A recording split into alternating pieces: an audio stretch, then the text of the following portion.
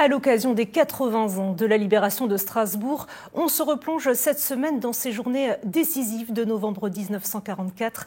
Le premier épisode de notre série nous conduit dans le Doubs, près de Montbéliard. Après le débarquement de Provence, c'est de là qu'est partie l'offensive de la première armée française. Le récit de Louis Belin et Vincent Roy.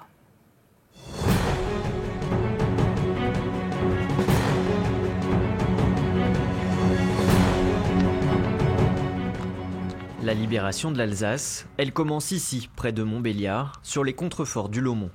En novembre 1944, ces maquisards sont rejoints par la première armée française, 2 mois après le débarquement de Provence. Le général de Lattre de Tassigny et ses troupes ont libéré Marseille, Lyon, Dijon, au cours d'une remontée fulgurante le long du Rhône. Avec plus de 250 000 hommes, dont beaucoup de tirailleurs marocains, algériens ou sénégalais, la première armée est née 1 an plus tôt, en Afrique du Nord. Cette première armée française, c'est un véritable creuset dans lequel on retrouve des troupes coloniales. On retrouve des éléments de l'armée d'armistice démobilisés en 1942, des métropolitains qui ont gagné l'Afrique du Nord, des résistants qui vont être amalgamés au cours de la remontée sud-nord de la Méditerranée à la Franche-Comté. Mais après la libération de Vesoul en septembre 1944, reprendre l'Alsace s'annonce plus difficile. Le général de Lattre a besoin de soutien et les Alliés hésitent, temporisent.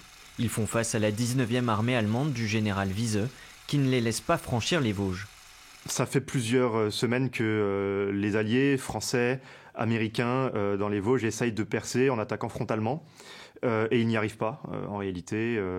Ils restent bloqués là. Alors fin octobre 1944, les opérations sont suspendues dans les Vosges. Depuis le massif du Laumont, le général de Lattre voit une opportunité d'attaque. De Belfort à la frontière suisse, entre les Vosges et le Jura, cette grande plaine constitue un terrain favorable à l'offensive qu'il prépare, dans le plus grand secret. Ici, c'est donc le site du Laumont, un observatoire absolument incomparable, la clé du pays de Montbéliard, le chien de garde de la trouée de Belfort et possiblement une route vers l'Alsace. Avec en vue d'un côté Belfort et de l'autre le Sungo, l'attaque est lancée le 14 novembre et il faut d'abord libérer Montbéliard et ses faubourgs. Les combats sont durs, ils font près de 300 morts et 1300 blessés, mais le plan fonctionne. Les Allemands sont pris par surprise.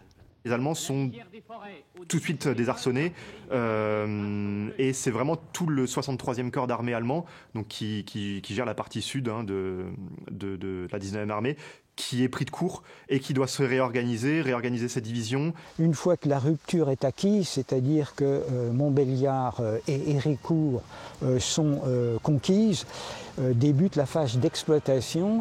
Et l'exploitation, c'est maintenant la course au Rhin qui débute pour la première armée française.